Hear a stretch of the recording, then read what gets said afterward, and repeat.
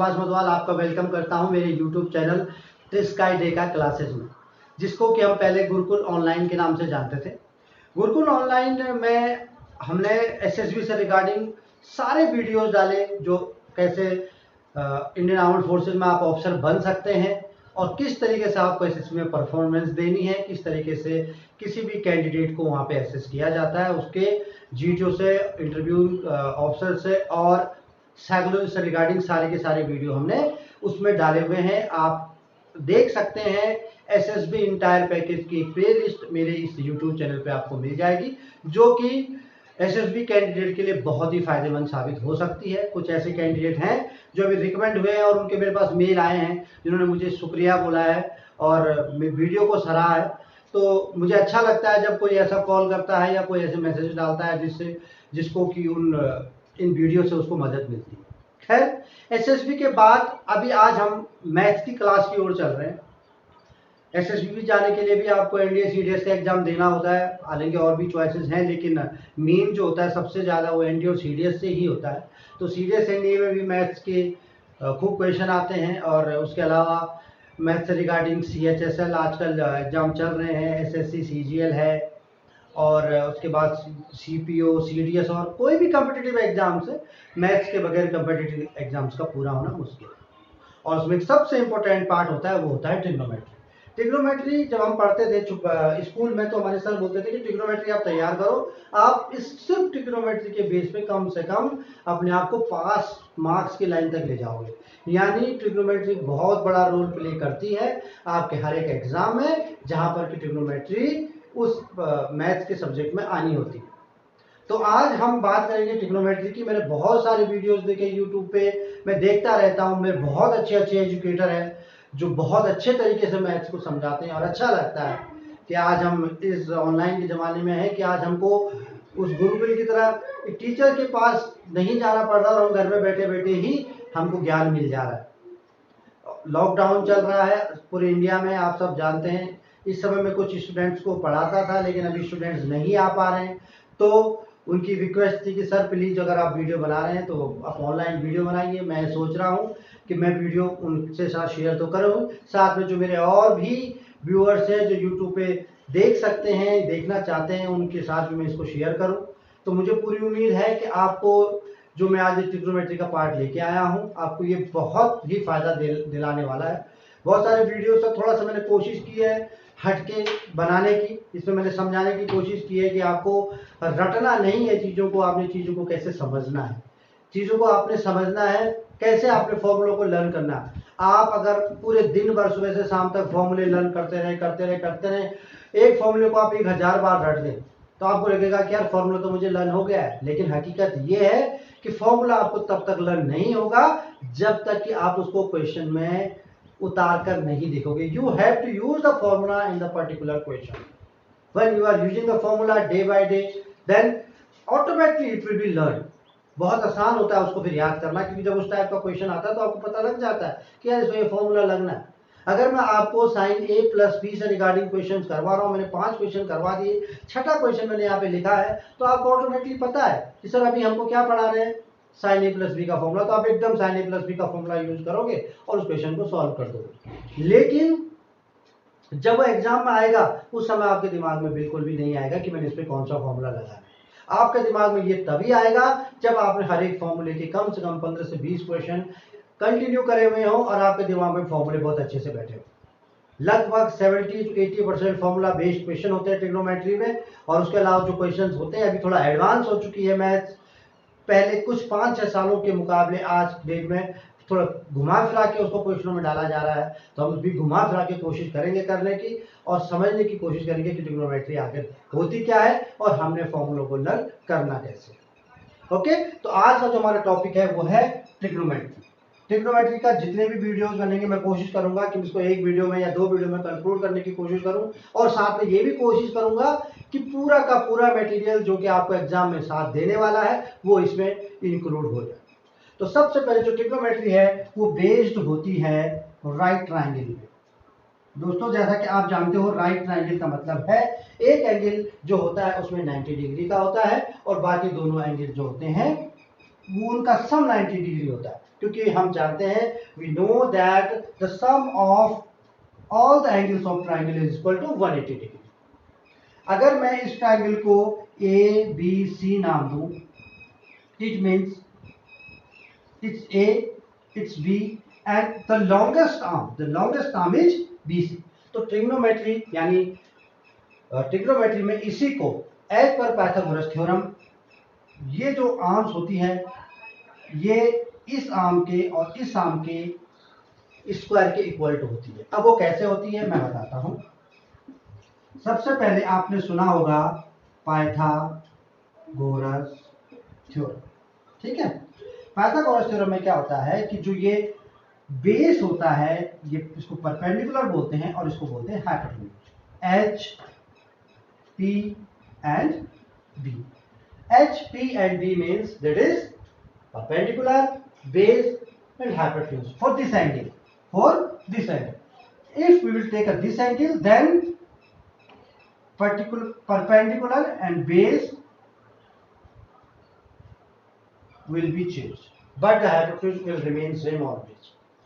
That means BC square is equal to AB square plus AC square.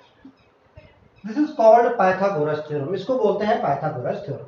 Okay, अब अगर मैं इसको उनकी लैंग्वेज में लिखूं जो मैंने उनको नाम दिए हैं, hypotenuse square is equal to base square is equal to perpendicular square, यानी हाइपोटेन्यूज को हिंदी में बोलते हैं कर्ण, कर्ण का वर्ग बराबर आधार का वर्ग प्लस परपेंडिकुलर यानी लंब का वर्ग। तो ये है एक छोटी सी थ्योरम जिस थ्योरम पे लगभग पूरी की पूरी ट्रिग्नोमेट्री बेस होती है। पूरी की पूरी ट्रिग्नोमेट्री इस थ्योरम पे बेस होती है। इसमें हमारे कुछ ट्रिग्नोमेट्रिकल रेशियोज होते हैं, जिसमें साइन थीटा, थीटा हम इसको इसलिए लिख रहे हैं कि हम किसी भी पर्टिकुलर एंगल को थीटा लेते हैं। अगर ये कोई एंगल इसको थीटा नहीं होगा, अगर मुझे इस एंगल के बारे में बताना होगा तो तब ये थीटा ना होके ये साइन बी हो जाए। इस पर्टिकुलर एंगल की बात हुई, ठीक है। तो साइन, अगर मैं सिर्फ इनको बिना एंगल के बताऊं तो जो ट्रिग्नोमेट्रिकल रेशियोज होते हैं sine, cos, tan, cot, sec and cosec. इन जो भी ट्रिग्नोमेट्रिकल रेशियो आपके सामने मैंने लिखे हैं, ये इन्हीं पर बेस हमारी ट्रिग्नोमेट्री होती है और इन्हीं पर बेस क्वेश्चंस आते हैं। इनको कैसे हमने इनके वैल्यूज पता करनी है, किस एंगल में कैसे हमको पता चलता है, ये मैं अभी आपको आगे बताता हूं। मिटा दूं इसको।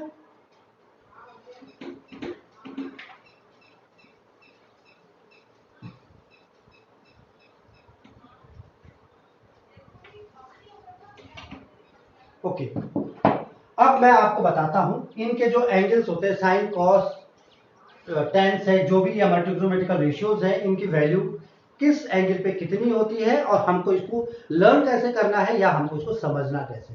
जनरली मैं यूज करूंगा कि हमने इसको समझना कैसे, मैं कोशिश करूंगा कि आपको इसको लर्न ना करना पड़े।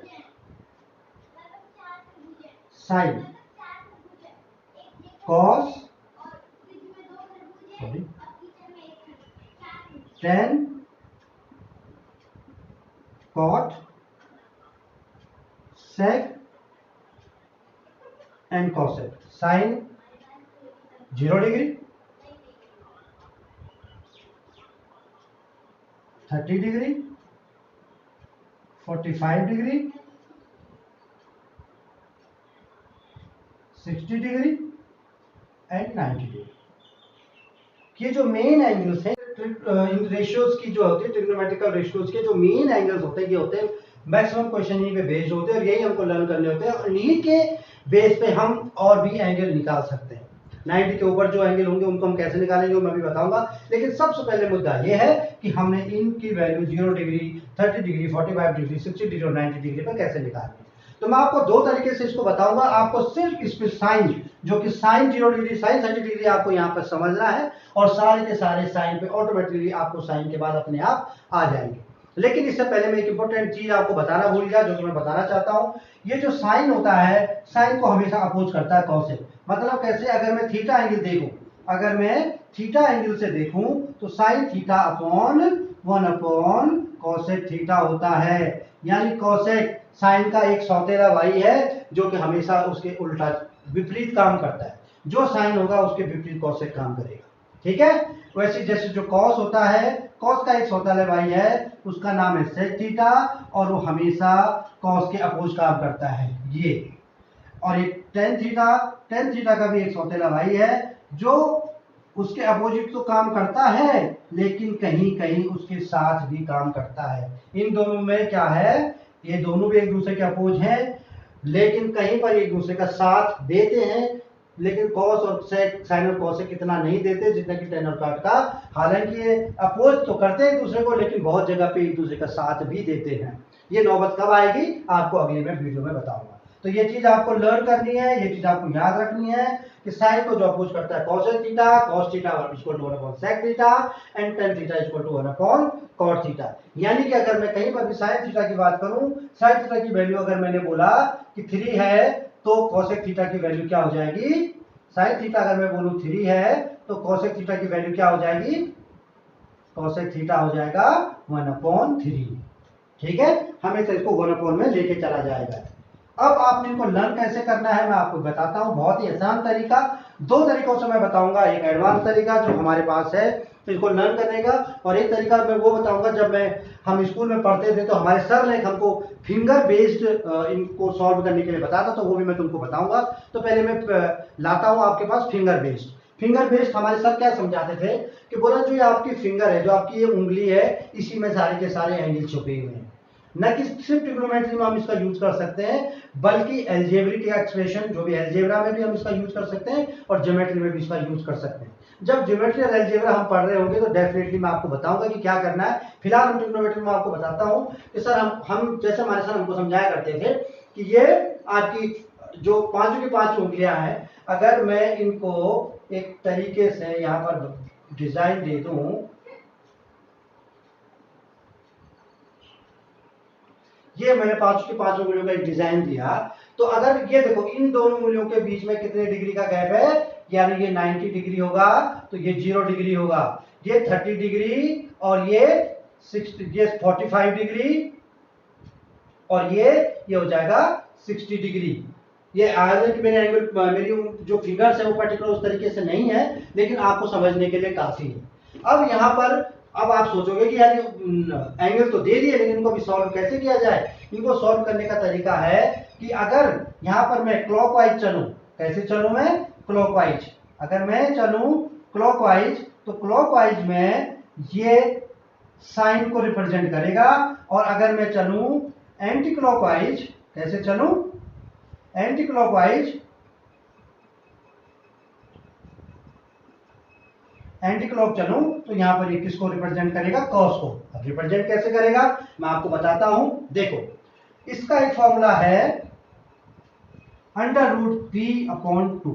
हमेशा ये ध्यान रखना, इसको मैं रटने की बात कभी नहीं करता लेकिन यहां पर मैं रटने की बात कर रहा हूं कि हमेशा आपने यहां पर इसको लिखना है √p/2। अब आप सोचोगे ये √p क्या है। √p का मतलब है p डिनोट करता है पोजीशन को, p डिनोट करता है पोजीशन को, अंडरस्टूड, और 2 तो 2 है।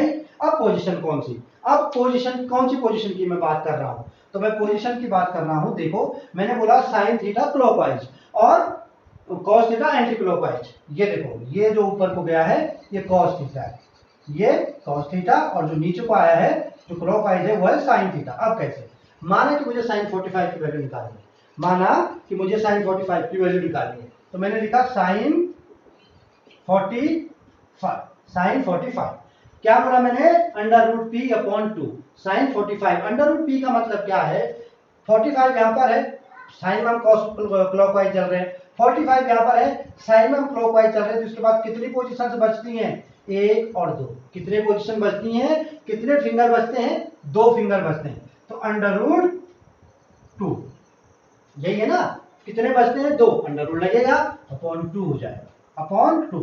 अभी √2 है तो √2 बच जाएगा √2 1 अपॉन √2। तो साइन 45 की वैल्यू अगर आपने कभी जानी होगी आप जानते होंगे तो उसकी वैल्यू 1/√2 होती है। अगर नहीं जानते तो आज आपको बताता हूं कि साइन 45 की वैल्यू 1/2 होती है। अगर अब आप सोचेंगे कि इसके आगे अगर मैं साइन 60 की बात करूं, अगर मैं करूं साइन 60 की बात, अगर मैं साइन 60 की बात करूं तो 60 यहां पर है, कितनी पोजीशन है 1 2 3, कितनी पोजीशन बचती है 3 पोजीशन बचती है। और नीचे क्या हो जाएगा अपॉन 2। समझ में आया 1 2 3, तो रूट के अंदर 3 2। ओके, अभी आप बोलोगे चलो साइन 90 की बात करते हैं। ठीक है, हम साइन 90 की बात करते हैं।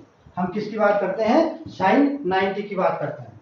साइन 90, साइन 90 देखिए कितनी है 1 2 3 4, क्लॉकवाइज चल रहे हैं इसलिए ये काउंट नीचे को कर रहे हैं 1 2 3 4, यानी √4 अपॉन 2, √4 अपॉन 2, √4 यानी 2, यानी 2/2 यानी 1। तो साइन 90 की वैल्यू क्या होगी 1 होगी।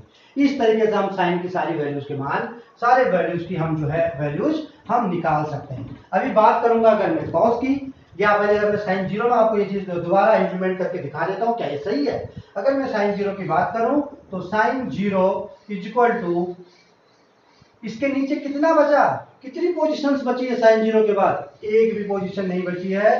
तो √0/2 इज इक्वल टू 0, इसलिए साइन 0 की वैल्यू क्या होगी 0। ठीक है, अब मैं बात करता हूं कॉस की। अब हम चलते हैं कॉस पे।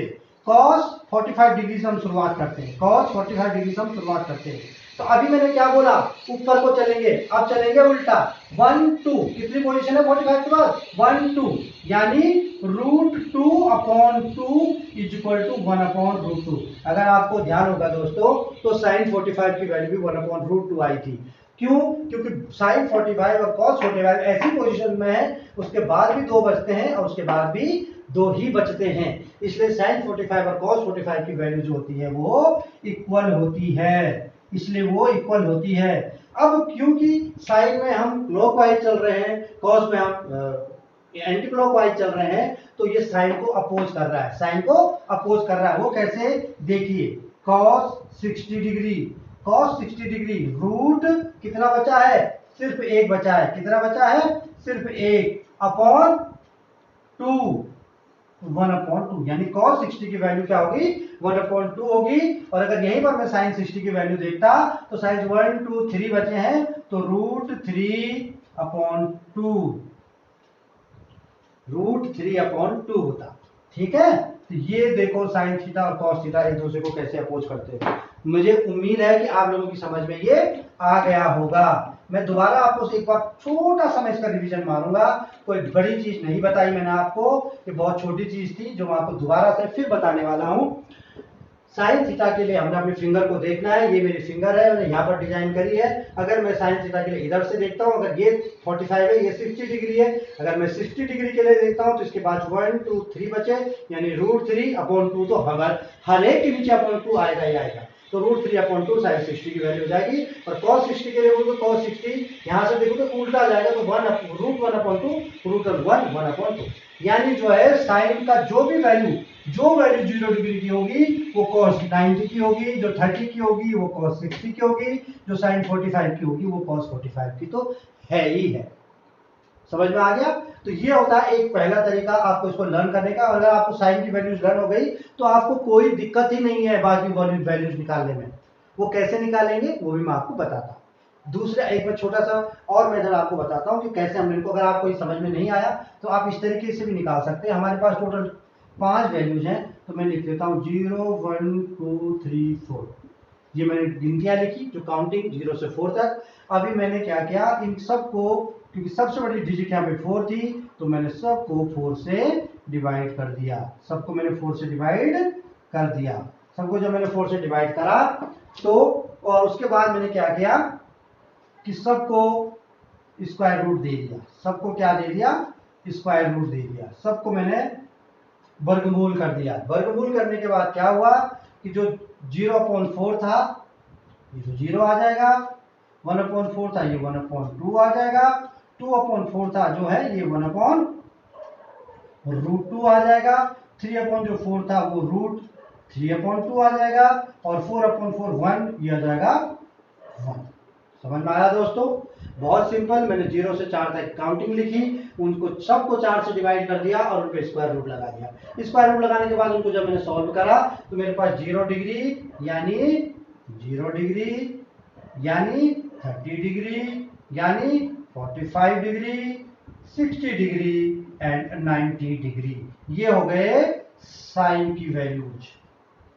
किसकी वैल्यूज हो गई है? साइन की वैल्यूज हो गई। अब मैं इनको यहां पर लिखता हूं, साइन 0 की वैल्यू कितनी? 0, 1/2, 1/√2, √3/2 एंड 1, है ना यही? और यही हमारी फिंगर से भी आई थी, तो हो गई ना साइन की वैल्यू। अब मैं क्या करूंगा, इसको अपोज करूंगा। अपोज का मतलब क्या हुआ कि cos 0 जो होता है वो साइन 90 की तरह होता है, क्योंकि मैंने बताया था ना वो उसका उल्टा चलता है, एंटी क्लॉक और क्लोज।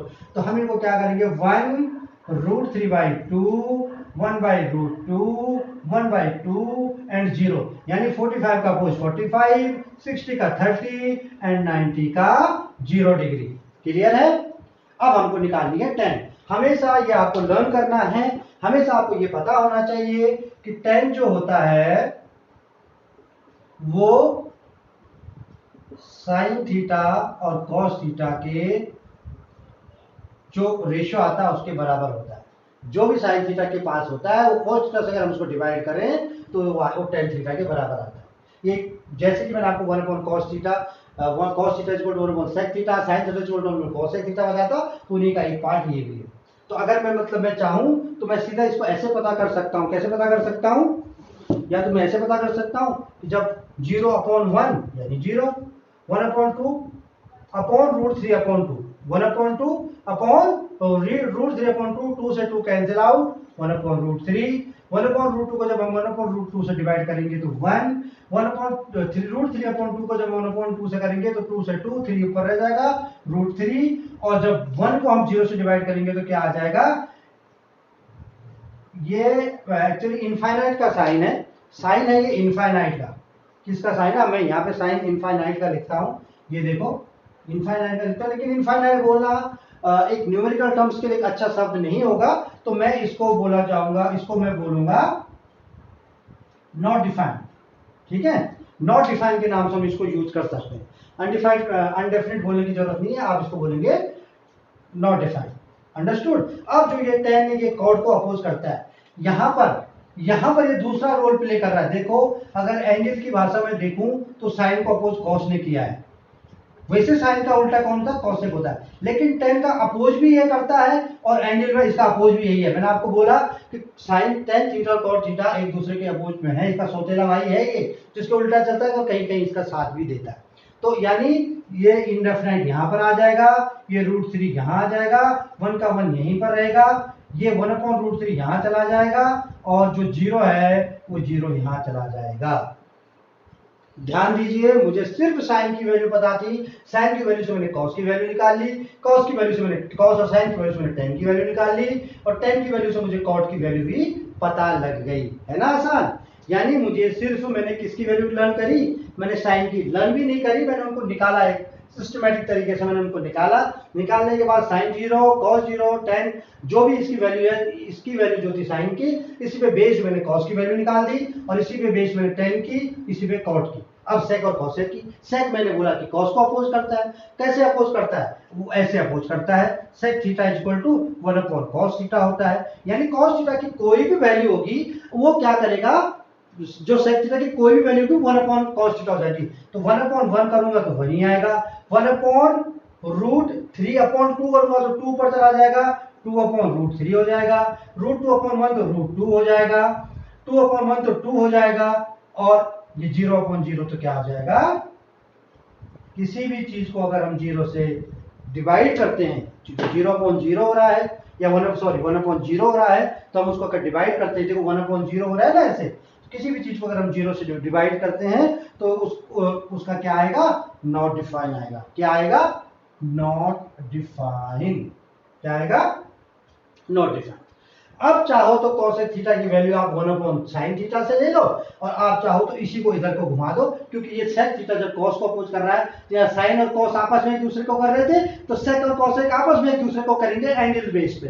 कैसे? sin थीटा cos थीटा में एंगल बेस पे जो 0 था वो 90 था, जो कॉस का 30 था वो साइन का 60 था। तो यही सेक और कॉसेक भी आपस में ये कार्रवाई करेंगे, जो सेक 0 की वैल्यू होगी वो कॉसेक 90 की वैल्यू होगी। यानी मैं इसको उल्टा लिख दूं, जो कि मैं अभी तक करता आ रहा हूं बाकियों में, 1 2/√3 √2 और 1।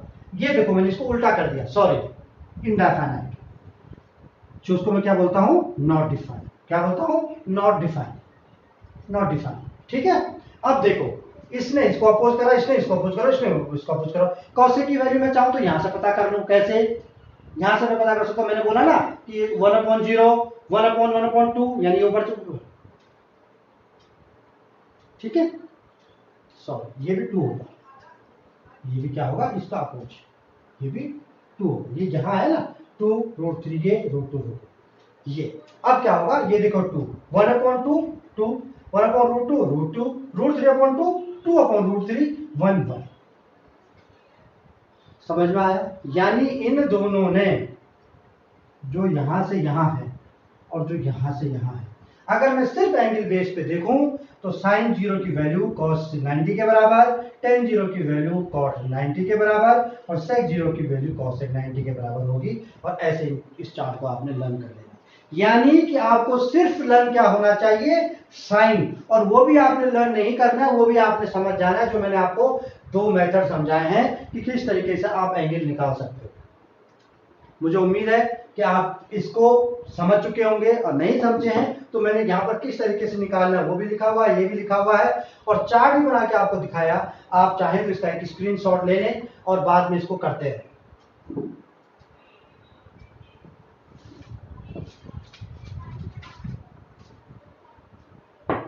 हो गया, मिटा दो इसको।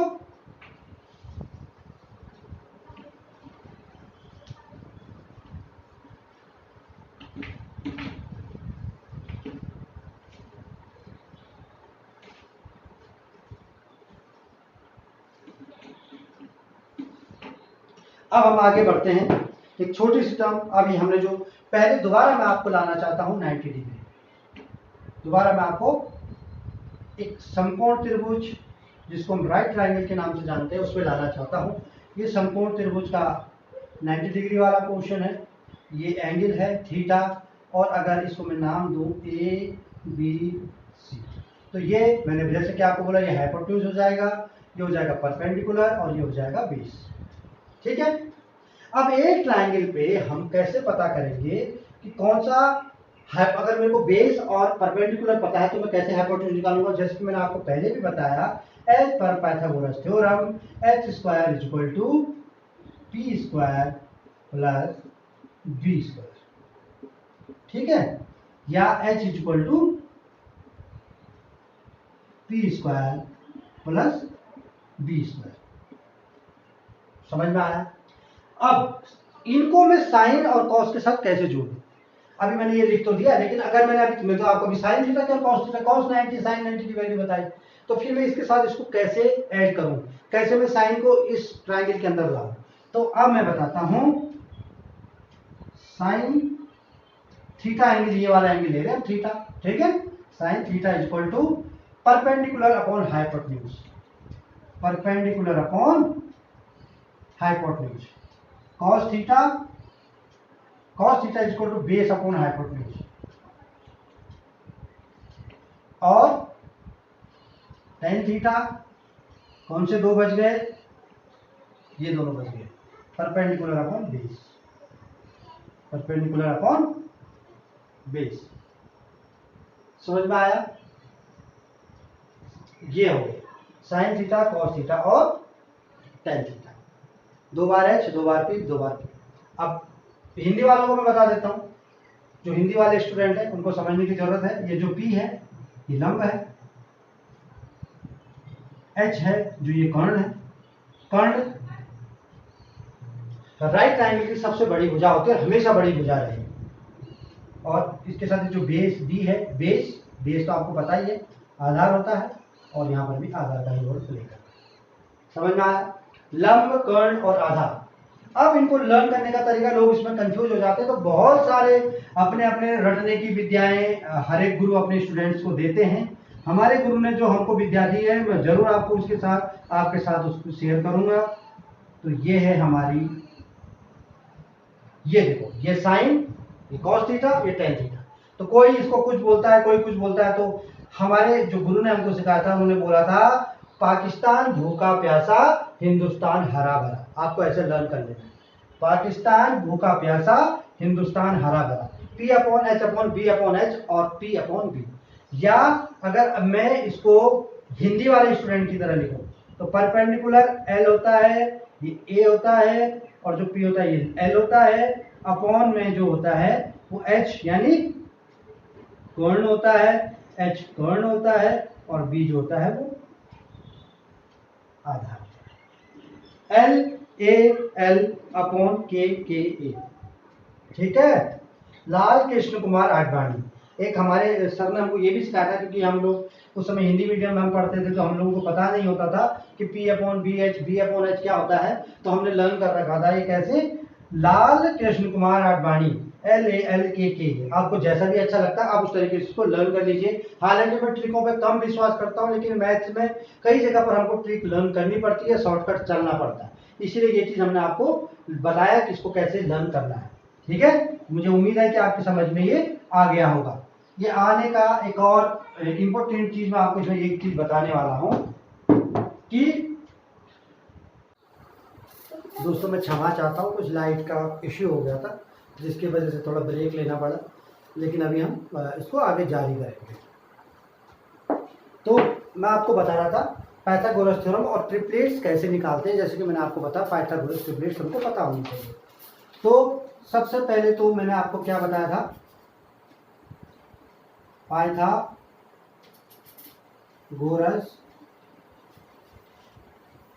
थ्योरम, है ना। अभी पाइथागोरस थ्योरम में जैसे कि मैंने आपको बताया था कि जो राइट ट्रायंगल होता है, राइट ट्रायंगल का ये जो हाइपोटेन्यूज है, ये परपेंडिकुलर और बेस के स्क्वायर के इक्वल टू होता है। हाइपोटेन्यूज का स्क्वायर इक्वल टू परपेंडिकुलर का स्क्वायर इक्वल टू बेस का स्क्वायर। तो यहाँ पर मैंने आपको 2-3 छोटे छोटे से बताए थे। जैसे मैंने कहा था 3, 3, 4 एंड 5, और ऐसे ही जो हम जनरली यूज करते हैं 6, 8 और 10। ठीक है, 6 से कैसे होगा 36, 8 से 64, इन दोनों का प्लस 100 जो कि इसका स्क्वायर होता है। ठीक है दोस्तों, ये मैं इसलिए बता रहा हूं कि आप इनको सॉल्व करके निकाल सकते हैं, लेकिन जब ये क्वेश्चन के बीच में कभी आते हैं तो आपको एकदम से पता लग जाता है कि ये पाइथागोरस ट्रिपलेट्स में से कोई दिया हुआ है और हमें ये लर्न होनी चाहिए।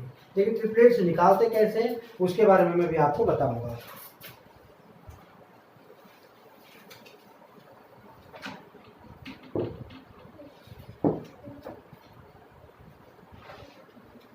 ओके, अभी माना कि मैं पहले ऑड नंबर की आपको बताऊंगा।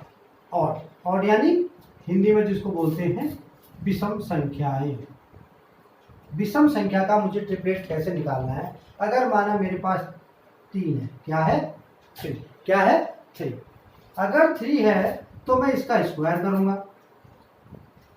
ठीक है, यहां से इसका स्क्वायर करूंगा, ये हो जाएगा 9। क्या हो जाएगा 9। इन दोनों को मैं ब्रेक करूंगा 2 पार्ट में। 2 पार्ट कौन से होंगे, 2 पार्ट ये वो होंगे जिनमें सिर्फ एक का डिफरेंस होगा। यानी अगर एक पार्ट 5 होगा तो दूसरा पार्ट 4 होगा। यानी 5 और 4 में डिफरेंस कितने का है, मात्र 1 का डिफरेंस है, केवल 1 का डिफरेंस है। तो इसीलिए मैं इसको 2 पार्ट में तोड़ूंगा, 4 और 5 में। तो 3 के जो ट्रिपलेट्स होंगे वो 4 और 5 होंगे। समझ में आया दोस्तों। मैं दोबारा फिर से बताता हूं। माना कि अगर मैं बात करूं 5 की, अगर मैं बात करूं 5 की, 5 का मैं कैसे पाइथागोरस ट्रिपलेट निकालूंगा। ट्रिपलेट निकाल रहा हूं मैं यहाँ पर,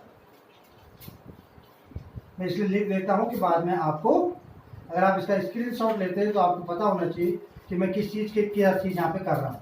पाइथागोरस ट्रिपलेट, ठीक है। 5 का अगर मैं करता हूँ तो 5 का स्क्वायर कितना होता है 25। What is the square of 5, 25। 25 को अगर मैं ब्रेक करूँ 2 पार्ट में I have to break the 25 in two parts and two parts which difference only 1. तो क्या होगा? Yes, 13 and 12 है ना डिफरेंस 1 का. 13 को 12 के साथ ऐड करेंगे तो 25 और डिफरेंस इतना कितने का डिफरेंस है इनके बीच में? 1 का. यानी अगर मैं 5 के ट्रिपलेट्स की बात करूं तो 5, 12 और 13. यानी हमको यहां से पता चले 3 ट्रिपलेट 3, 4, 5. 5 का 5, 12 और 13.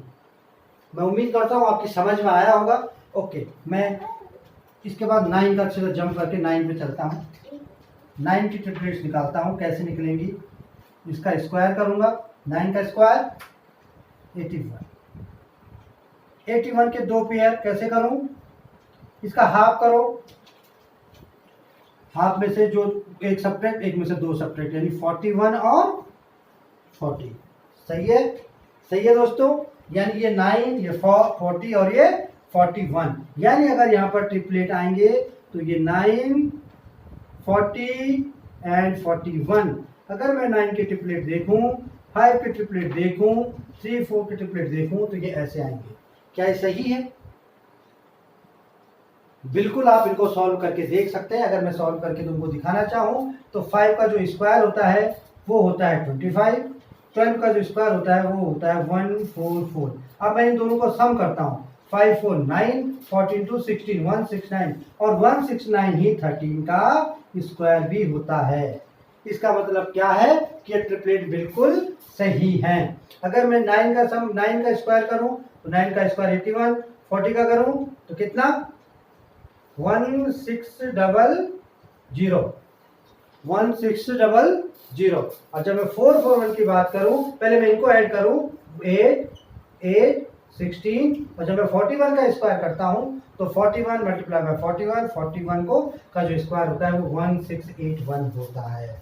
आप करके देख सकते हैं. ऐसे अगर 3 का मैं स्क्वायर करूं तो 9, 4 का स्क्वायर करूं तो 16 और 5 का स्क्वायर करूं या इनको ऐड करूं तो 25, चाहे 5 का स्क्वायर करूं तो 25. तो ये होता है ट्रिपलेट निकालने का एक फॉर्मूला. अगर ट्रिपलेट आपको किसी और नंबर का निकालना है तो, अगर आपको ट्रिपलेट किसी और नंबर का निकालना है तो आप ऐसे निकालेंगे. समझ में आया? तो अभी अगर मुझे मिटा दूं मैं इसको, अगर आपने इसका और नंबर का स्क्रीनशॉट लेना तो आप ले सकते हैं. इसके बाद हम इवन नंबर का निकालेंगे.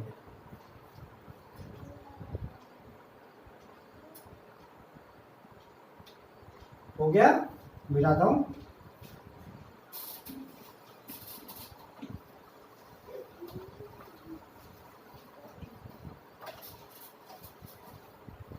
ओके, अभी हम निकालेंगे इवन नंबर के.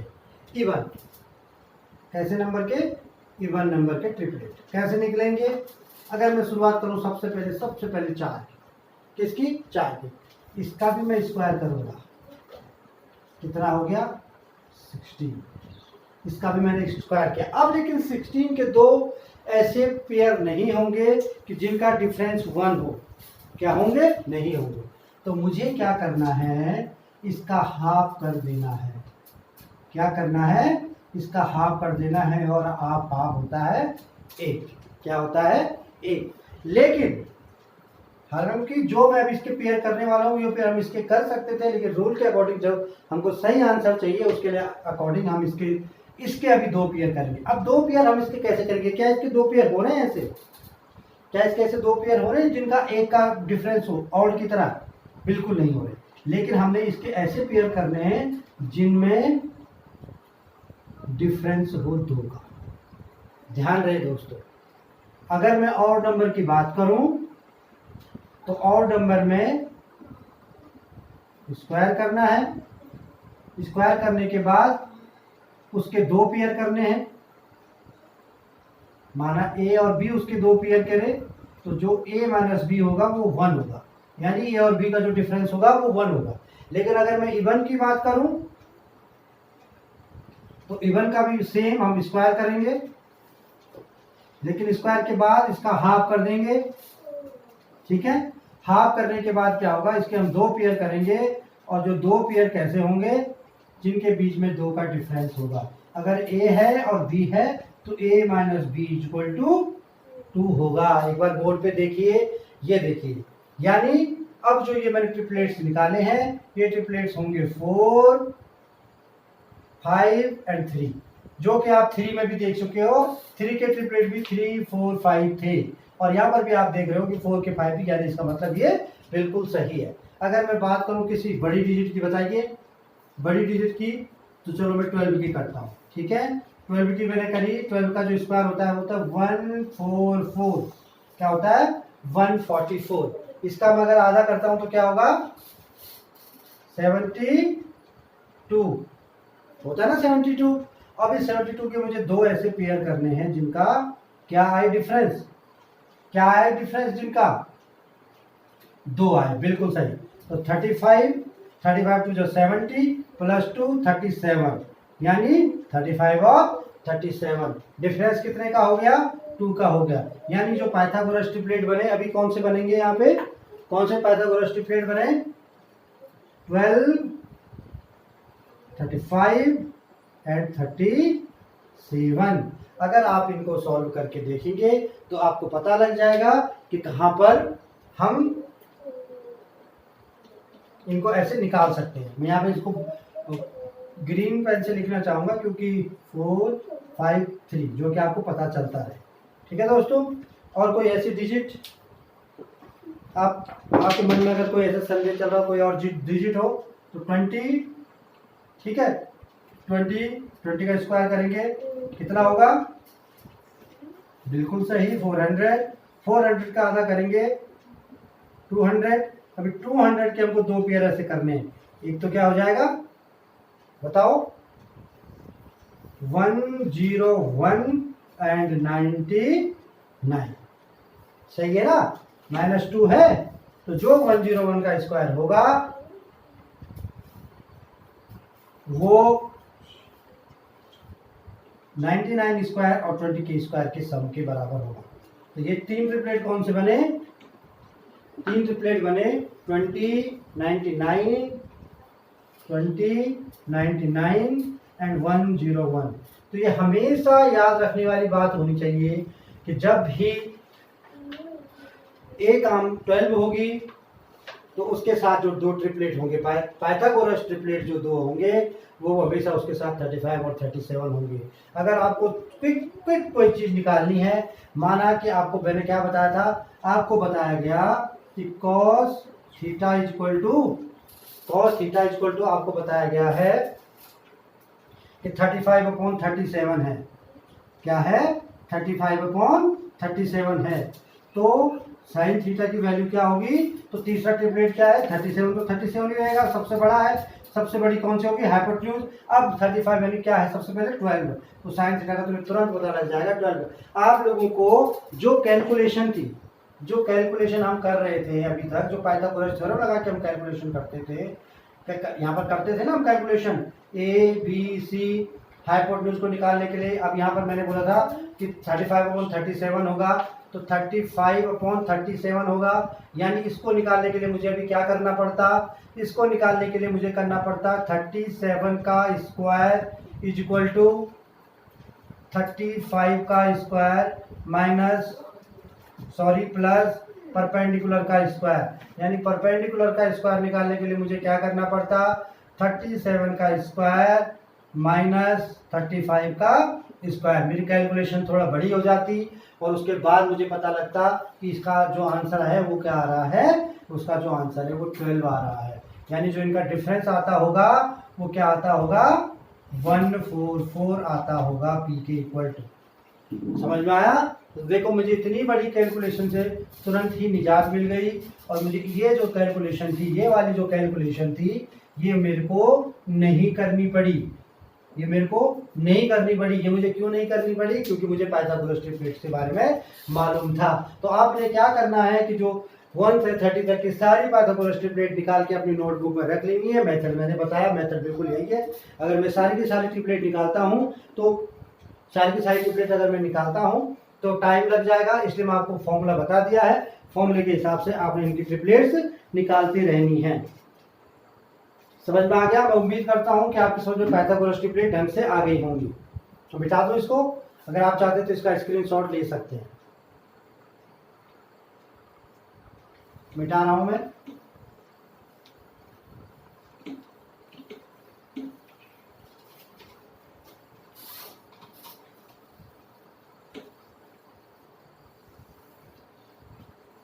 कुछ लाइट के इश्यूज हो गए थे जिसकी वजह से थोड़ा सा हमको ब्रेक लेना पड़ा और सिस्टम थोड़ा सा बिगड़ गया। ओके, कुछ गोल्डन फॉर्मूलेज हैं, कुछ गोल्डन बोलूं या क्या बोलूं, जो ट्रिग्नोमेट्री के, पर चलो मैं इनको गोल्डन फॉर्मूलेज ही बोलूंगा, या गोल्डन फॉर्मूला अगर नहीं बोलूंगा तो मैं इनको गोल्डन आइडेंटिटीज भी बोल सकता हूँ, गोल्डन आइडेंटिटीज भी बोल सकता हूँ। वो मैं इसलिए इनको गोल्डन बोल रहा हूँ क्योंकि ये वो आइडेंटिटीज है जो किसी भी क्वेश्चन के बीच में कहीं पर भी अपने आप आ जाती हैं और हम लोगों को बहुत मदद करती हैं आगे की सॉल्व करने में।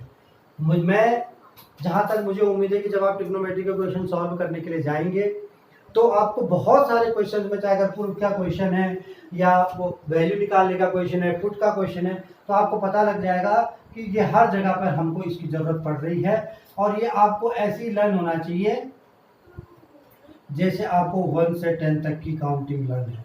Sign square theta plus cos square theta is equal to 1, sec square theta plus sec square theta minus tan square theta is equal to 1 and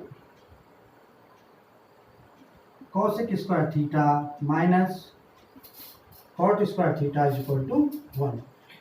कभी अगर मैं बीच में कोई गलती करता हूं तो मैं कोशिश करूंगा उसको मैं तुरंत सुधार दूंगा। मेरे पास इतना टाइम नहीं है कि मैं दोबारा से उस वीडियो को रिपीट करूं और फिर एडिट करके डालता रहूं। मैं ज़्यादा एडिट के बारे में जानता नहीं हूँ। मैं स्ट्रेट वीडियो बनाऊंगा, जहाँ पर मैं गलती करता हूँ आप उस कोशिश करें उस गलती को सुधार दें, और कोशिश पहले मैं ये करूँगा कि मैं उस गलती को सुधार दूंगा।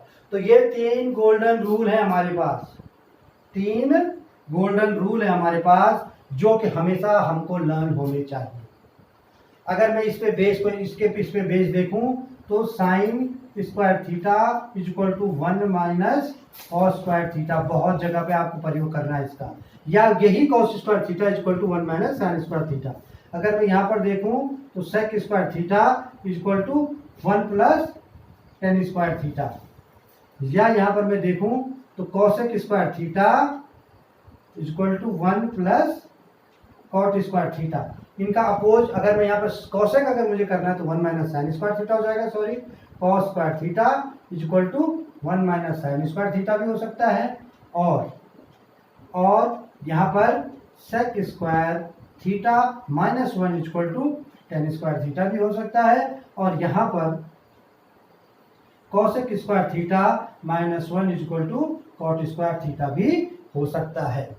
ये आपस में चेंज करे हुए हैं और बहुत जगह पे आपको यूज करने के लिए मिलेंगे, बल्कि आप हर क्वेश्चन में लगभग अगर आपके 10 क्वेश्चन है तो 10 में से 6 से 7 क्वेश्चनों में आपको मौका मिलेगा इन आइडेंटिटीज को डालने का। सबके मन में क्वेश्चन ये उठता है कि sir sine square theta equal to cos square theta कैसे हो सकता है, plus 1 sine square theta plus cos square theta equal to 1 कैसे हो सकता है।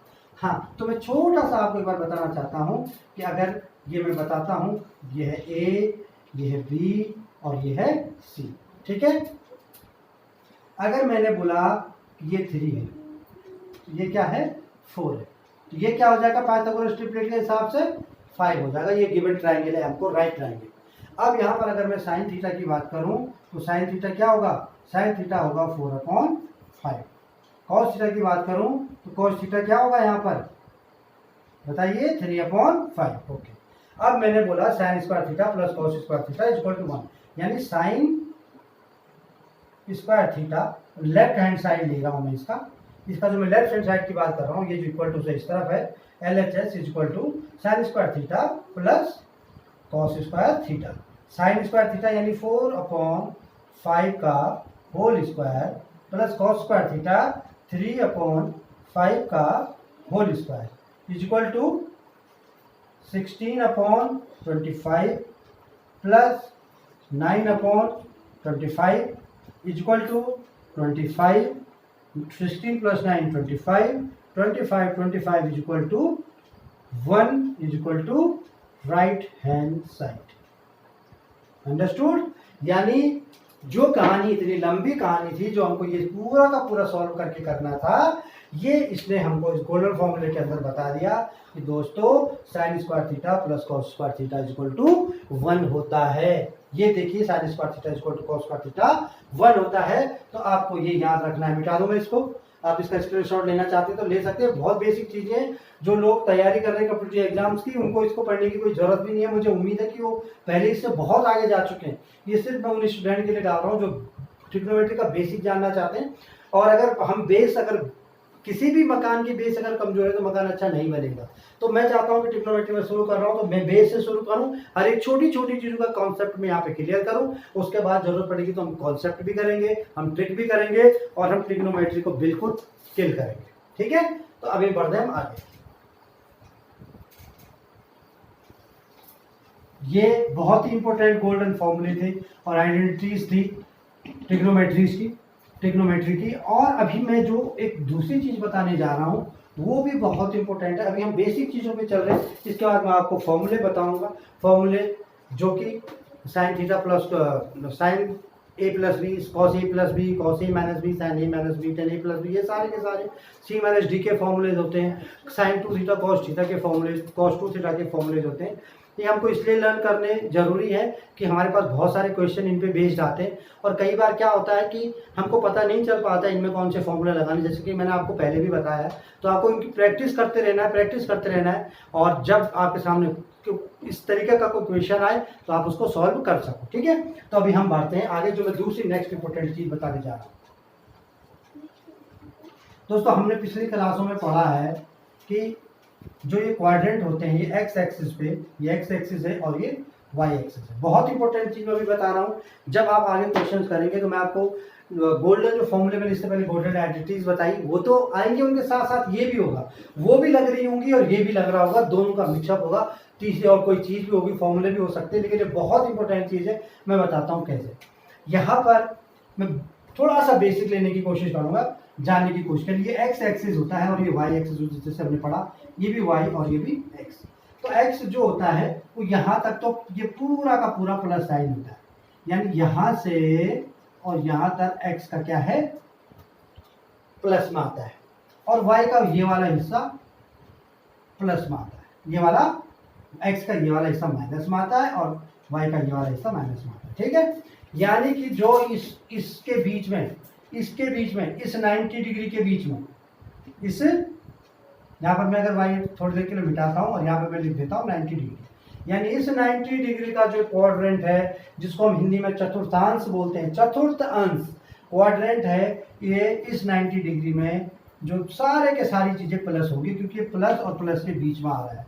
तो कैसे होंगी, sine theta, cos theta, tan theta और इनके सौतेले भाई cosec theta, sec theta and cot theta और आर इन प्लस। अगर कोई भी इस क्वाड्रेंट में से रिलेटेड, यानी 90 minus theta, 90 minus 1, 90 minus 5, 90 minus something, जो भी होगा जो फर्स्ट क्वाड्रेंट में होगा, इसको हम बोलते हैं फर्स्ट क्वाड्रेंट। क्या बोलते हैं, फर्स्ट क्वाड्रेंट। ठीक है, ये होता है फर्स्ट क्वाड्रेंट। जो भी ये फर्स्ट क्वाड्रेंट में होगा, ये सारे के सारे क्या होंगे, सारे के सारे प्लस होंगे। ठीक है, ओके, ये फर्स्ट क्वाड्रेंट है। उसके बाद ये सेकंड क्वाड्रेंट में देखिए आधे प्लस होंगे, आधे माइनस होंगे, लेकिन आधे कौन से होंगे, अब आधे तो हो नहीं सकते। ये दो, ये एक परिवार के हैं, ये दोनों एक परिवार के हैं, ये दोनों एक परिवार के। जो पहला वाला परिवार है साइन थीटा और उनके सौतेले भाई कोसेक थीटा, ये दोनों के दोनों भाई यहाँ पर प्लस होंगे। यानी अगर मैं 90 डिग्री से 180 डिग्री की बात करूं तो 90 डिग्री से 180 डिग्री तक जो भी एंगल होते हैं वो 90 plus theta, 90 plus something, 90 plus 5, 90 plus 10, वो सारे के सारे प्लस होंगे साइन और कोसेक में। यानी 0 डिग्री से लेकर 180 डिग्री तक साइन और कोसेक हमेशा प्लस में होंगे। अगर मैं बात करूं यहाँ की, तो यहाँ पर भी दोनों माइनस होंगे। दोनों, इन दोनों परिवारों का, ये दोनों परिवार जब माइनस होंगे तो ये दोनों परिवार माइनस होंगे तो इसके बटे इसके परिवार को जब इसका परिवार डिवाइड करता है तो क्या आता है, ये तीसरे वाले का परिवार यानी tan theta.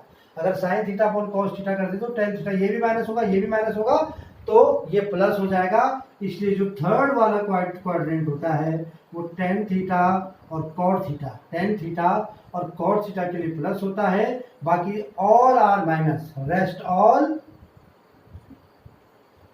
Minus, rest all minus. यानी 180 डिग्री से 270 डिग्री तक, 180 डिग्री से 270 डिग्री तक जितने भी एंगल होंगे ये जो है टेन और कॉट इनके लिए पॉजिटिव होगा। और बचा लास्ट वाला क्वाड्रेंट तो इसके लिए कॉस और सेक। तो चलो मैं थीटा लगा लेता हूँ, कॉस थीटा और सेक थीटा। थीटा की वैल्यू 270 से लेके 360 के बीच, 360 के बीच, तो वहाँ पर कॉस थीटा और सेक थीटा प्लस होंगे और बाकी सारे के सारे क्या होंगे, rest all are minus, rest all are minus. ठीक है, समझ में आया? अभी समझ में नहीं आएगा, जो पहले से जानते हैं बहुत अच्छी बात है, जो नहीं जानते हैं उनको थोड़ी सी परेशानी आएगी कि कौन सी बीमारी बता दी सर ने कि ये तो प्लस हो रहा है, ये माइनस हो रहा है, ये क्या होता है, ये ऐसे होता है। क्वाड्रेंट समझ में आ गया? ठीक है, मैं थोड़ा इस तरफ लिखता हूँ। अगर मैं बात करूँ साइन 90 माइनस थीटा, किसकी बात करूँ, साइन 90 माइनस थीटा। किसी को भी पूछा जाए कौन से क्वाड्रेंट में आता है तो हर कोई बता देगा सर 90 माइनस थीटा, यानी 90 में से कुछ माइनस हो रहा है। जाहिर है कि 90 से ज़्यादा तो माइनस होगा नहीं, 90 से कभी माइनस होगा। तो 90 से जब कुछ माइनस हो रहा है तो कौन से क्वाड्रेंट में आ रहा है, पहले क्वाड्रेंट में। तो जो भी वैल्यू होगी वो प्लस में होगी, माइनस में कोई वैल्यू नहीं होगी, पहली बार। अब साइन किसमें, लेकिन एक और यहाँ पर चेंज हो जाता है, जब हम 90 डिग्री 90 माइनस थीटा, जब हम थोड़ा सा मैं यहाँ पर आपको एक बार बता देता हूँ कि जब हम 90 प्लस थीटा या 90 माइनस थीटा करते हैं तो ये कन्वर्ट हो जाता है किसमें, अगर ये साइन 90 माइनस थीटा है तो ये किस में कन्वर्ट हो जाएगा, कॉस में। अगर ये कॉस 90 माइनस थीटा है तो ये किस में कन्वर्ट हो जाएगा, साइन में। ठीक है, अगर ये साइन 180 डिग्री प्लस थीटा है तो ये किस में कन्वर्ट हो जाएगा, साइन में ही रहेगा, ये साइन में ही रहेगा। इसका मतलब क्या है, बिल्कुल सही आपके दिमाग में जो क्वेश्चन आ रहा है, इसका मतलब क्या है दोस्तों, अभी मैं आपको समझाऊंगा। इसका मतलब क्या होता है कि जब भी angle 90 degree plus theta, 90 degree minus theta, 270 degree plus theta, 270 degree minus theta में दिया हुआ होगा, तो जो भी होगा वो आपस में इंटरचेंज हो जाएगा। अगर ये साइन से शुरुआत है, अगर sine 270 plus theta sine 270 minus theta होता है तो साइन कन्वर्ट हो जाएगा कॉस में। ठीक है, अगर कॉस से शुरुआत है तो कॉस कन्वर्ट हो जाएगा साइन में। अगर टेन से शुरुआत है तो टेन कॉट में, कॉट टेन में, सेक कोसेक में, और कोसेक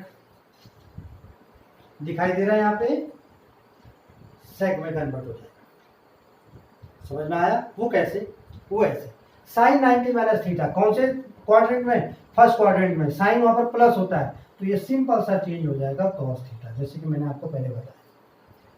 ठीक है, अब मैंने बोला कि भाई कॉस 90 प्लस थीटा है, कॉस 90 प्लस थीटा है।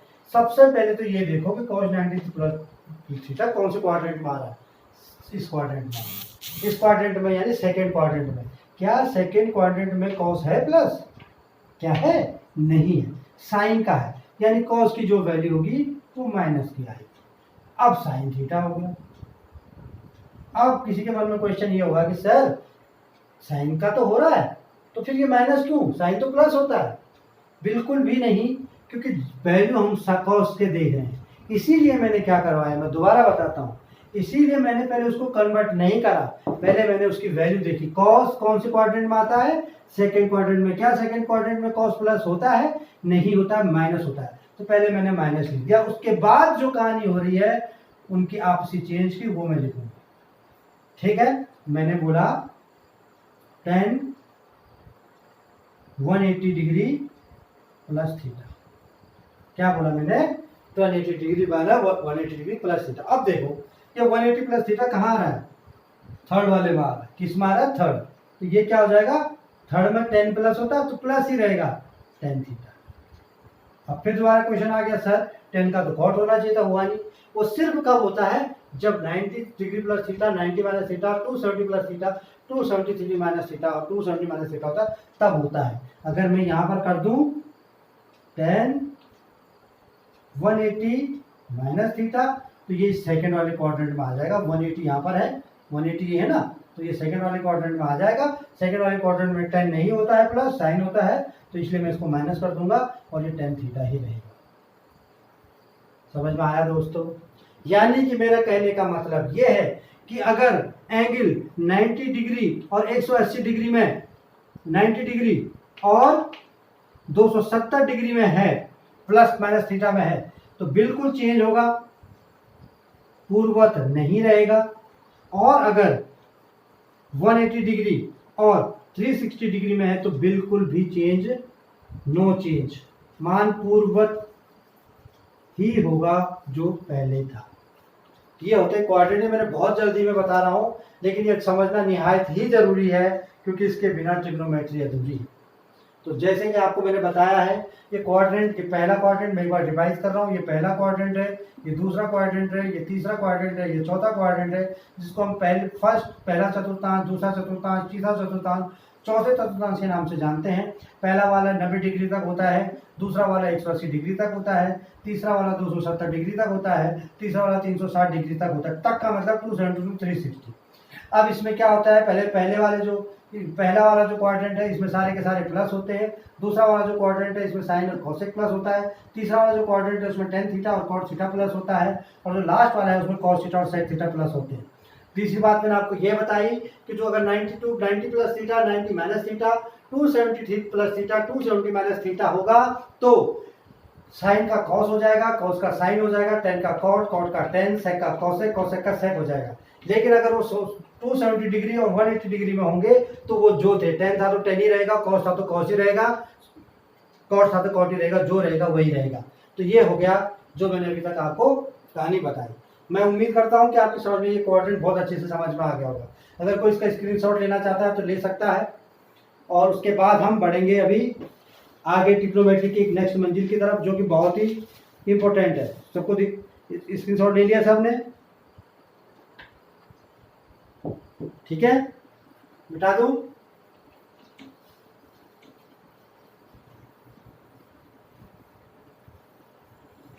बीच बीच में लाइट का इश्यू हो जाता है कभी कभी, तो हम इतने प्रोफेशनल नहीं हैं इस ऑनलाइन पढ़ाई में। कुछ 2 स्टूडेंट मेरे यहाँ पर बैठे हुए हैं जो कि आपके साथ साथ पढ़ रहे हैं, और बाकी लोग शायद इसको ऑनलाइन पढ़ेंगे, और मैं उम्मीद करता हूँ कि आप इसका काफ़ी फ़ायदा भी उठा सकते हैं। ओके, अभी मैं चलता हूँ sine A plus b cos a plus b के फॉर्मूलों की तरफ। ठीक है, तो साइन ए प्लस बी, माइनस भी यहीं पे कर देता हूँ, cos a plus b, minus भी कर देता हूँ, और tan ए प्लस बी। ठीक है, यहाँ पे मैं माइनस भी कर देता हूँ, equal to equal to equal. Marker change करते हैं।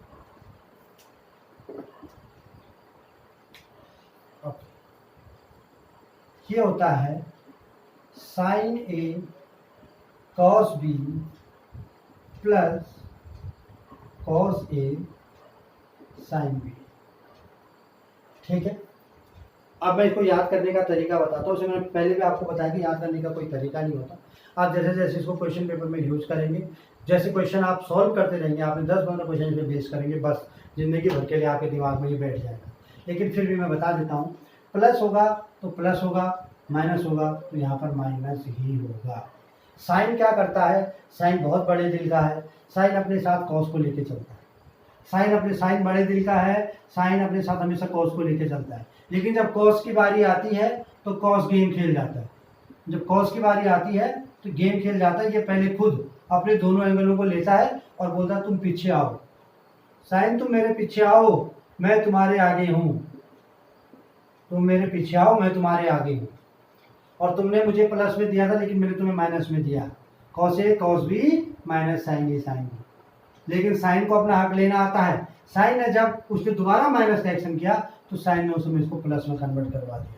यानी जब ये प्लस होगा तो ये माइनस होगा, और जब ये माइनस होगा तो ये प्लस होगा। साइन अपने साथ कॉस को लेके चला था और कॉस अकेला चला था, लेकिन साइन ने उसके जो है प्लस माइनस को चेंज करवा दिया, बोला नहीं ऐसा नहीं चलेगा।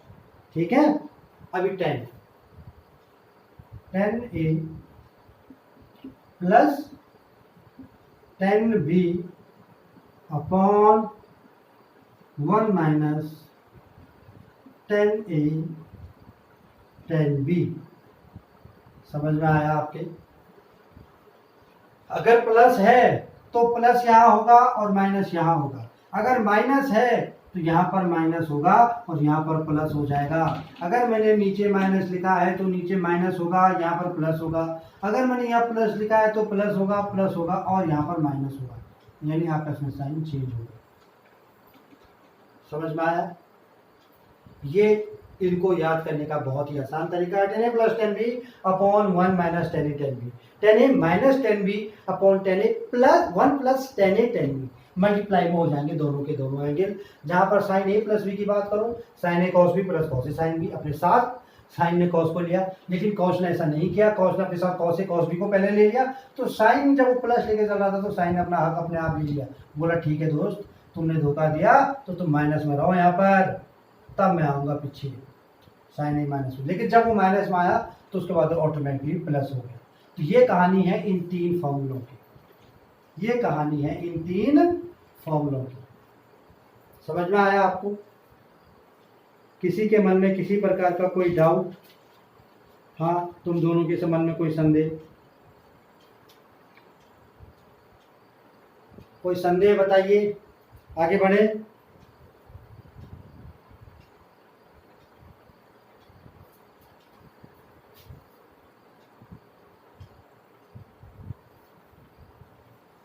ओके, आगे बढ़ते हैं।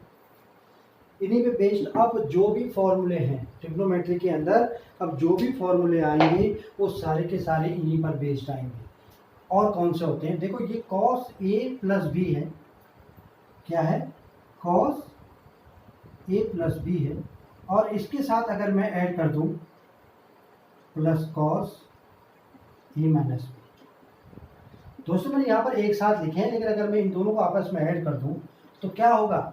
cos a प्लस बी के साथ अगर मैं cos a माइनस बी को ऐड कर दूं तो a प्लस बी में क्या होता है? cos a cos b minus sin a sin b, और a माइनस बी में क्या होता है? cos a cos b plus sin a sin b। यानी sin a sin b minus का sin a sin b plus का तो ये आपस में कट जाएंगे और मेरे पास बच जाएगा 2 cos a cos b। क्या बच जाएगा मेरे पास? 2 cos a cos b। बहुत एक इंपॉर्टेंट फॉर्मूला होता है, 2 cos a cos b is equal to cos a plus B plus cos a minus b. समझ में आया दोस्तों? जब दोनों को हमने प्लस किया तो ये कहानी थी। अगर मैं साइन, अब साइन के एक जैसे थे, तो अगर मैं इसको साइन a प्लस बी को साइन a प्लस बी से साइन a माइनस बी को माइनस कर, अगर मैं साइन a प्लस बी से साइन a माइनस बी को माइनस करूं तो क्या बचेगा? ये देखिए, a प्लस बी यानी साइन a कॉस बी था, ये कॉस a साइन बी था। जब sine a plus B plus cos a sine b minus sine a cos B minus cos a sine b होगा, लेकिन अगर वो प्लस था, अब ध्यान दीजिए क्या चेंज हो गया। क्या चेंज हुआ, sign a cos b plus cos a sine b minus sine a cos B, लेकिन ये ऑलरेडी माइनस था तो ये माइनस का प्लस, क्योंकि माइनस है तो माइनस माइनस क्या हो जाएगा, प्लस हो जाएगा। तो ये आपस में क्या होंगे, 2 कॉस ए साइन बी। समझ में आया कि नहीं आया दोस्तों? एक बार मैं दोबारा समझाता हूँ, देखो कैसे हुआ। एक बार छोटी सी देखिए, साइन ए प्लस, देखा sign a cos B, sorry sine a cos b plus cos a sine b minus फिर sign a cos B, sine a cos B. अब यहाँ पर माइनस तो है लेकिन अभी माइनस माइनस क्या हो जाएगा, प्लस हो जाएगा, तो कॉस ए साइन बी। वाह, ये इससे कैंसिल आउट होके आ जाएगा, बचेगा क्या, 1 + 1 यानी 2 कॉस ए साइन बी। क्या बचेगा, 2 कॉस ए साइन बी। समझ में आया, समझ में आया? अभी मैं बताता हूँ एक और। तीसरा हम करेंगे cos A minus B minus cos a plus b. Cos A minus B minus cos a plus B. समझने की कोशिश करो दोस्तों। कॉस ए माइनस बी, मैंने कॉस ए माइनस बी पहले क्यों लिखा और कॉस ए प्लस बी बाद में क्यों लिखा, इसका कारण ये है कि जो कॉस ए माइनस बी का फॉर्मूला होता है उसमें क्या होता है, प्लस आता है। जो कॉस ए प्लस बी का फॉर्मूला होता है उसमें माइनस आता है। यानी जब मैं कॉस ए माइनस बी से cos a plus B subtract करूंगा तो बचेगा क्या, साइन ए और साइन बी बचेंगे। क्या बचेंगे, साइन ए और साइन बी बचेंगे, बाकी ये कॉस ए कॉस बी आपस में कट जाएंगे। कैसे, घटा के दिखाऊं या सिमिलरली जैसे मैंने वो किया था उसकी तरह ही होगा, और ये बच जाएगा 2 साइन ए साइन बी। सिमिलरली ध्यान से देने की जरूरत है, मैंने जैसे आपको पहले बताया sine A plus b equal to sine A plus cos b, cos a plus cos a sine b. और अगर मैं माइनस करूं, कॉस ए माइनस बी की बात करूं तो sign a cos B minus cos a sine B. Cos A cos B minus sine A sine B तब होता है जब कॉस ए प्लस बी होता है, लेकिन जब कॉस ए माइनस बी होता है तो ये साइन चेंज होकर प्लस हो जाता है। और 10 का तो मैंने आपको बता ही दिया। उसके अलावा इन तीनों फॉर्मूले पे बेस्ड क्वेश्चन, तीनों फॉर्मूले पे बेस्ड 3 फॉर्मूले और हैं जो ऐसे होते हैं जहां पर आपको ये ना मिलके बल्कि ये मिल जाएगा 2 कॉस ए कॉस बी, तो आपको sign A plus b cos a plus B करके इसको ऐड कर लेना है, आपको ऐड कर लेना है। यानी अगर 2 कॉस 30 डिग्री कॉस 15 डिग्री, आपको क्या पूछा, cos 30 degree cos 15 degree. Cos 30 degree की वैल्यू तो आपको पता है लेकिन कॉस 15 की वैल्यू आपको नहीं पता, तो आप इसको निकाल सकते हैं कॉस ए प्लस बी से करके। ठीक है, ऐसे क्वेश्चनों में ऐसे आता जाएगा, ऐसे बहुत सारे क्वेश्चनों में आप आगे जाओगे तो ऐसे आपको मिलेगा 2 cos a sine B, 2 sine A sine b, और उनके आगे ये होगा। जब ये अलग अलग एंगल होंगे तो हम इन दोनों एंगलों को ऐड करके आएंगे 15 डिग्री, फिर बच रहा था वहाँ कॉस ए माइनस बी करके। ऐसा ना होगा, कुछ ऐसा होगा कि जब आप ए प्लस बी करोगे, ए माइनस बी करोगे तो आपको पर्टिकुलर एंगल उस तरीके का मिल जाएगा जिसकी वैल्यू आपको पता होती है। तो ये 3 फॉर्मूले और उन पे बेस्ड ये 3 फॉर्मूले, ये आपको मैंने आपको समझाए हैं कि ये आए कहाँ से, मैंने ये आपको समझा दिए कि ये आए कहाँ से। अब ये ना, इनको रटने की जरूरत नहीं है, मैं फिर बता रहा हूँ। आप जैसे इनको क्वेश्चन सॉल्व करेंगे, इनको आप पुट करके चेक करेंगे, और 10 क्वेश्चन भी अगर आपने इस क्वेश्चन पे बेस्ड कर लिए, इस फॉर्मूले में बेस्ड, तो आपका क्लियर कट हो जाएगा। ये फॉर्मूले आपके दिमाग में अच्छी तरह से बैठ जाएंगे, आपको इनके बारे में समझने की कोई ज़रूरत ही नहीं है। ठीक है, आपको इनके बारे में समझने की कोई ज़रूरत ही नहीं है। इसको आप स्क्रीनशॉट लेना चाहते हैं तो ले सकते हैं। इसके बाद हम C+D के फॉर्मूले करेंगे।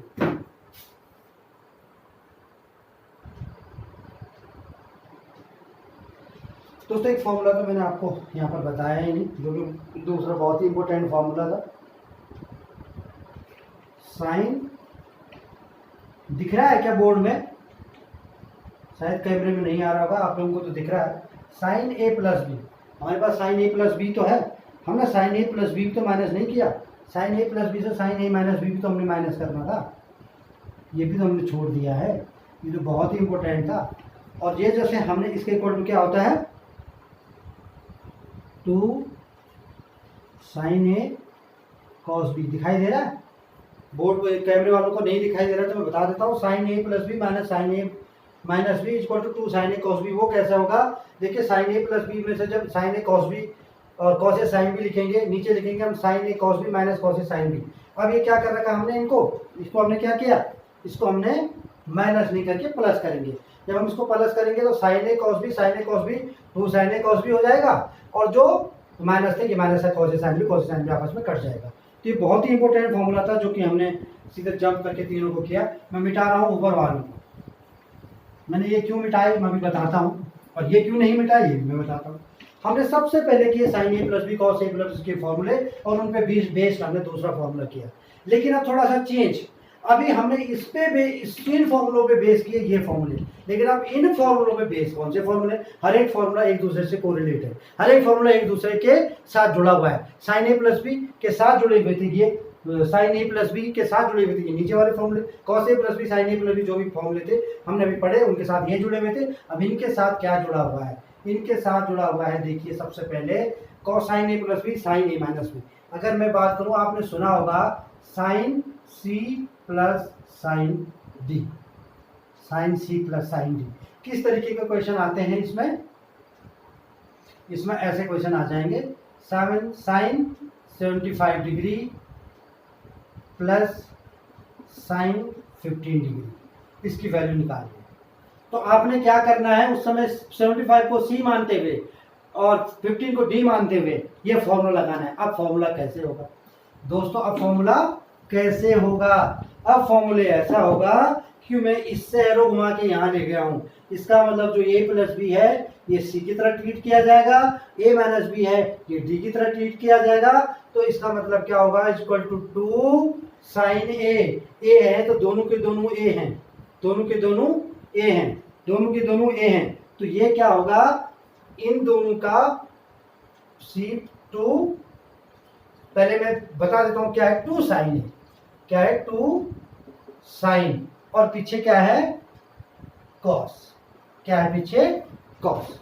ए प्लस बी ए माइनस बी, क्या है ए प्लस बी ए माइनस बी, यानी ए प्लस बी है तो सी plus D upon 2 C minus D upon 2। समझ में आया दोस्तों कि नहीं आया? समझ में आया कि नहीं आया? साइन सी प्लस साइन डी, साइन ए प्लस बी प्लस साइन ए माइनस बी, यानी सी जो है वो ए प्लस बी का रोल प्ले कर रहा है, डी जो है वो ए माइनस बी का रोल प्ले कर रहा है। ध्यान दीजिएगा, साइन सी प्लस डी अपॉन 2 ये क्यों हुआ? अभी अगर आप इन दोनों को ऐड करते हैं सी प्लस डी को, तो ए बी से बी कैंसिल होगा और ए बच जाएगा, तो वो 2a रह जाएगा। क्या रह जाएगा? 2a।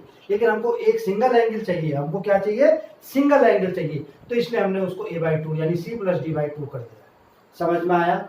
दूसरा देखिए, दूसरा होता है साइन सी प्लस डी, साइन सी प्लस साइन डी के बाद होता है साइन सी माइनस साइन डी, साइन सी माइनस साइन डी। कौन से वाले फॉर्मूले को मैं यूज करूंगा यहाँ पे? कौन से वाले फॉर्मूले को? 2 cos a sin b, यानी इस वाले को, ठीक है, इस वाले को 2 cos sin। सेम कहानी यहाँ पर भी वही होगी, कि हमको यहाँ पर भी ए एंगल चाहिए, इसका हमको हमारे पास 2a हो जाते हैं, 2 भी हो जाते हैं, लेकिन हमको हाफ एंगल चाहिए क्योंकि हमको सिंगल ए चाहिए, तो हमको divide by 2 C minus D divided by 2 sine C minus sine D. अगर कॉस सी प्लस कॉस डी की बात मैं करूं, कॉस सी प्लस कॉस डी, समझ में आ रहा है दोस्तों? ये इन पे बेस्ड फॉर्मूले हैं, इन पे ही बेस्ड फॉर्मूले हैं। ये कौन सा कॉस सी प्लस कॉस डी हो रहा है? ये वाला है ना, कॉस सी मतलब ए प्लस बी, डी मतलब अगर मैं ए माइनस बी मानूं तो 2 cos a। जब 2 cos a, तो जब इनको ऐड करेंगे तो वही कहानी 2a हो जाएगा, लेकिन हमको सिंगल a चाहिए। तो पहले होता क्या है, ये किसको 2 cos a cos b होता है, क्या होता है 2 cos a cos b, तो 2 cos c plus D upon 2, और क्या है दूसरा cos c minus D upon 2। समझ में आ रहा है दोस्तों? इन्हीं पे बेस्ड फॉर्मूले में आपको बता रहा हूँ। अब लास्ट वाला बच गया ये वाला, इसमें मतलब इसमें क्या होगा, cos c minus cos t equal to, अब देखिए कॉस सी, ठीक है, ये वाला sorry, cos c minus cos d क्या होता है, 2 साइन ए साइन बी, क्या होता है 2 साइन ए साइन बी। अभी देखिए 2 साइन ए और साइन बी, एंगल क्या आएगा साइन। अब ए प्लस बी कर दिया मैंने, 2 हो गया सी प्लस डी बाई 2।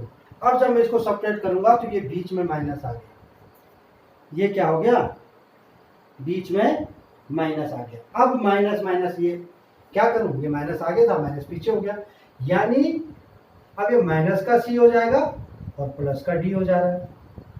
देखो ये माइनस है, माइनस पहले आ गया, अभी तक प्लस पहले आता था, अभी माइनस पहले आ गया है, यानी मुझे अब क्या होगा, ए से तो ए तो अपनी जगह आ गया, लेकिन बी की जगह ये गड़बड़ कर रहा है, तो मुझे क्या करना पड़ेगा, माइनस सी प्लस डी न लिख के मैं अगर इसको डी माइनस सी बाई 2 लिखूं तो चलेगा नहीं क्या, बिल्कुल चलेगा। इसीलिए जो cos c minus cos d का फॉर्मूला होता है, जो cos c minus cos d का फॉर्मूला होता है, उसमें d माइनस सी होता है लास्ट में, उसमें क्या होता है d माइनस सी होता है।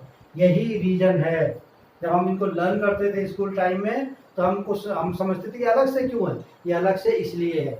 मैंने वैसे आपको बताया साइन ए प्लस बी के फॉर्म में बेच दीजिए और इन पे बेच दीजिए। समझ में आया, स्क्रीनशॉट ले लीजिए जल्दी से इसके स्क्रीनशॉट ले लीजिए। आगे मैं बताता हूं मैंने आपको आगे क्या कराना है। मिटा दूं मैं इसको,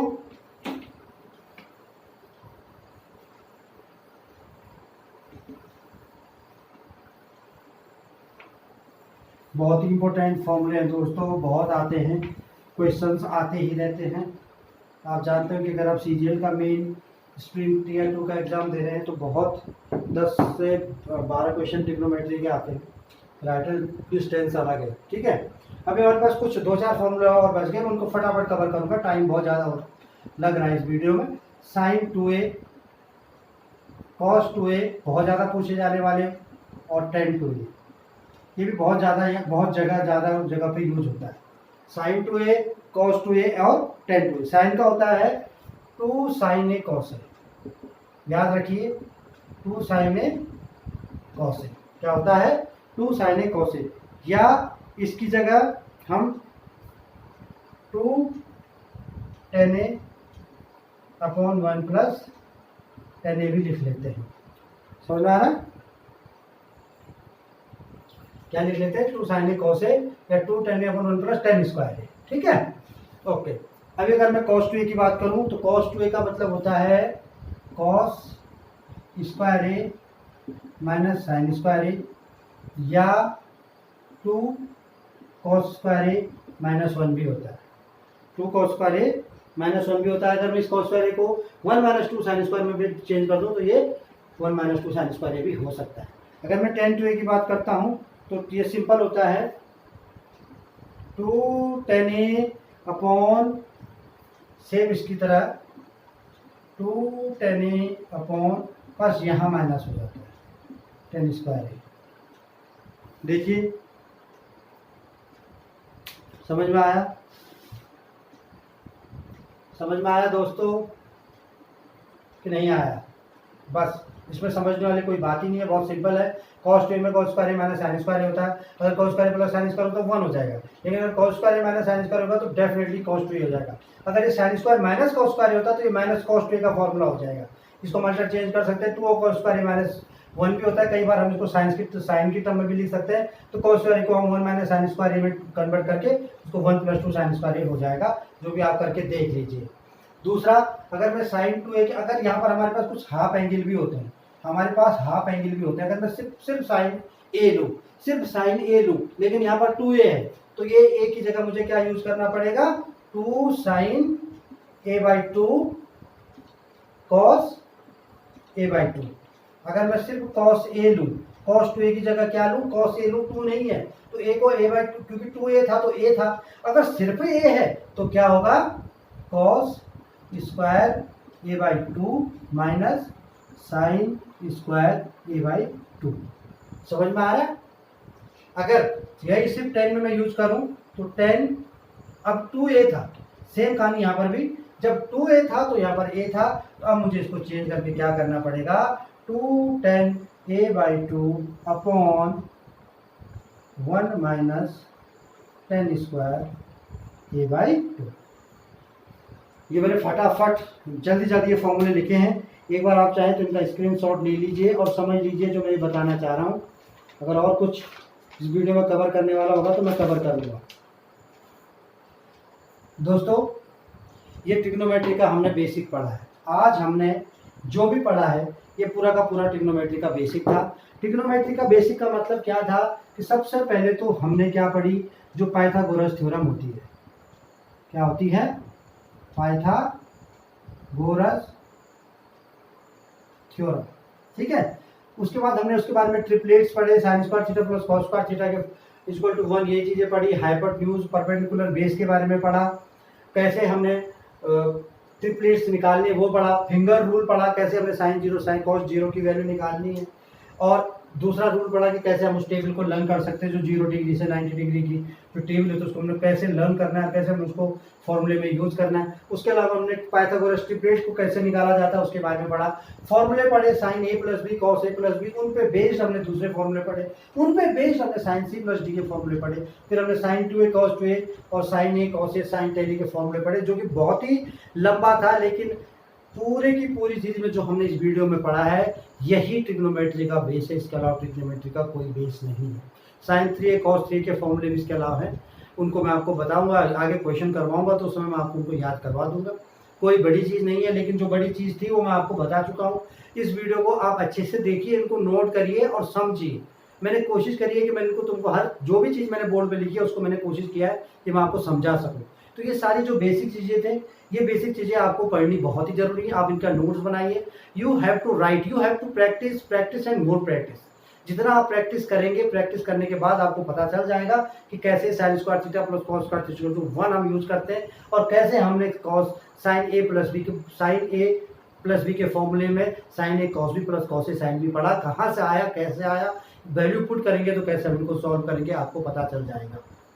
तो इस वीडियो में मैं इतना ही बनाऊंगा। ट्रिग्नोमेट्री के हम नेक्स्ट वीडियो में मिल रहे हैं। उस वीडियो में मैं जो आज तक CDS में, CPO में, CGL के Tier 1 या Tier 2 में या CSS में कोई भी क्वेश्चन पूछे गए हैं, एडवांस हो चाहे वो पुराने टाइप के हो, उनको हम करेंगे और हर एक का कॉन्सेप्ट आपको मैं बताऊंगा, साथ में मैं ट्रिक भी बताऊंगा। उम्मीद करता हूं कि आपको इस वीडियो से बहुत कुछ सीखने के लिए मिलेगा। अगर ये आपको अच्छा लगा, मैं दोबारा कहता हूँ, अगर ये वीडियो आपको अच्छा लगा, बहुत अच्छा लगा, तो डेफिनेटली आप अपने दोस्तों के साथ इसको शेयर करना न भूलें। बस इतना ही, मिलते हैं अगले वीडियो में। जय हिंद।